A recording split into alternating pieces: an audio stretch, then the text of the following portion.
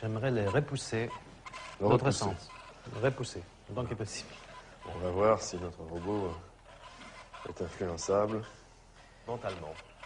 Oui, hop, hop. L'esprit peut-il influencer la matière?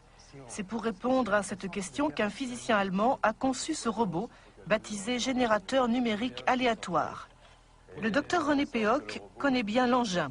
C'est grâce à lui qu'il a obtenu sa thèse de médecine en 1986. Des travaux révolutionnaires que Mario aimerait reproduire.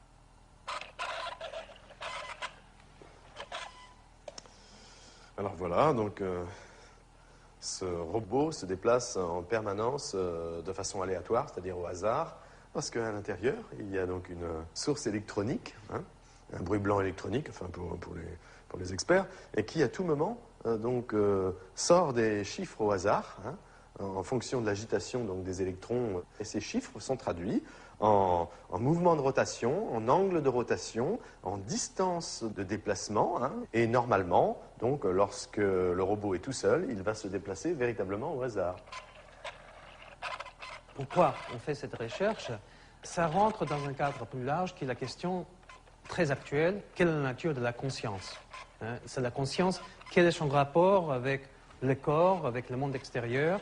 Et le but ici, c'est de voir effectivement si la conscience, quelque part, s'étale en dehors de ce qu'on peut appeler le corps physique, le cerveau.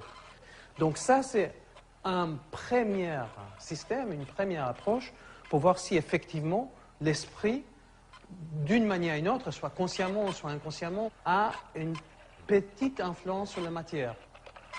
Toutefois, il s'éloigne un petit peu, hein, oui, tout petit peu. Il faut être patient et jamais se déconcentrer. C'est en étudiant des poussins que René Péoc a eu l'idée de sa thèse de médecine. Il travaille alors dans un laboratoire de biologie animale quand il découvre la théorie dite de l'empreinte, élaborée par le prix Nobel Konrad Lorenz. Fasciné, René vérifie d'abord la théorie sur lui-même avant de la tester avec le petit robot. Qu'est-ce que vous faites là, René? Eh bien, je conditionne un petit poussin pour qu'il m'adopte exactement comme si c'était sa mère. C'est la théorie de l'empreinte, hein, découverte par Konrad Lorenz, qui démontrait que des petits oiseaux pouvaient, dès la naissance, adopter n'importe quel objet qui bouge et qui fait du bruit à proximité de lui. Ça peut être un humain, ça peut être un robot. Là, en l'occurrence, avec ce poussin, c'est sur moi, et plus particulièrement d'ailleurs sur les chaussures. Et donc, il a absolument besoin de me voir régulièrement. Sinon, il va se laisser dépérir. C'est ainsi que la cave de René Péoc se transforme en poulailler. L'objectif du chercheur, conditionner des poussins pour qu'ils adoptent le générateur numérique aléatoire comme leur mère. Pour cela, chaque poussin doit passer au minimum 1 heure par jour pendant 1 semaine au contact du petit robot. Et ça marche. Il faut qu'il se reconditionne un petit peu. Privé de sa mère poule, dès la naissance, ce poussin développe une affection toute particulière pour le robot. Le but de l'expérience, c'est de mettre le poussin dans une cage transparente et de voir si le robot, qui normalement fonctionne au hasard dans toutes les directions, va avoir une trajectoire complètement perturbée, soit vers la cage, soit à l'opposé. Donc, va-t-il y avoir une influence de la pensée du poussin pour attirer le robot, ou est-ce que c'est impossible ?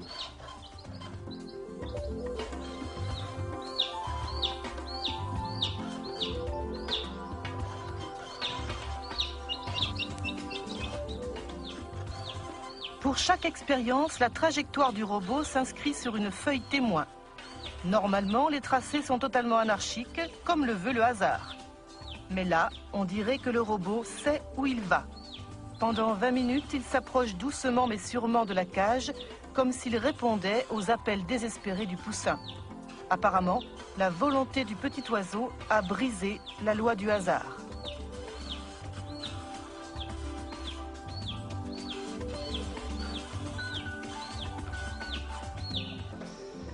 Pendant 4 ans, René Péoc réalise 600 expériences avec 2500 poussins.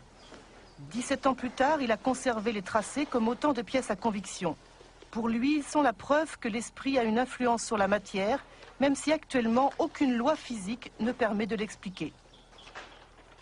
On a obtenu de très très nombreux tracés, dont certains tout à fait impressionnants, comme celui-ci, vous voyez, où le robot est parti du centre et allé directement dans le coin où se trouvait la cage du poussin. Donc des tracés de ce genre, on en a en pagaille. On a fait la moyenne statistique de tous ces tracés. Bon, certains peuvent donner de mauvais résultats et aller dans la direction opposée, mais en moyenne, on a obtenu un robot qui s'est déplacé 2,5 fois plus souvent vers la cage que dans la zone opposée. On a fait autant d'expériences avec des poussins qui avaient déjà leur propre mère poule qu'avec des poussins qui ont été conditionnés avec le robot. Dans ces cas-là, lorsque le poussin a sa propre mère poule naturelle, il n'est pas intéressé par le robot, et le robot se déplace conformément au hasard dans toutes les directions. Donc c'est bien le conditionnement opéré sur le poussin qui est responsable de la différence de trajectoire du robot. Alors, en fait, pour l'instant, on ne sait pas expliquer le phénomène. Non, c'est difficile de donner l'explication exacte. Bon, on peut émettre des hypothèses, mais à l'heure actuelle, il faut surtout déjà constater que le phénomène existe bien. Bon, parce qu'il y a des physiciens qui, quelquefois, s'amusent à critiquer, mais en fait, il y a aussi dans la physique fondamentale des phénomènes invisibles, immatériels, comme les lois physiques, les forces, l'énergie, le temps, les dimensions d'espace. Tout ça, c'est de l'invisible, de l'immatériel, et on ne sait pas ce que c'est à la base. Bien là, la pensée, c'est le même type de phénomène. On ne la constate que par ses effets sur la matière, mais c'est invisible et immatériel. Et on s'aperçoit que l'homme ou l'animal peut interférer, peut biaiser les règles du hasard, de façon à ce que ce hasard lui soit favorable, dans le sens qu'il désire. Est-ce qu'il est difficile en France de choisir un tel thème comme sujet de doctorat? C'est assez difficile, effectivement, parce que d'abord, on compromet sérieusement sa carrière. Alors, oui. Et il faut dire qu'après, il vaut mieux pas envisager une carrière universitaire, parce que c'est un peu l'obscurantisme en France. Nous sommes un des seuls pays fortement industrialisés où il n'y a aucun laboratoire de psychophysique. Moi, j'appelle ça de la psychophysique, les autres parlent de parapsychologie. Mais bien que ces phénomènes soient indiscutables, c'est encore un sujet tabou.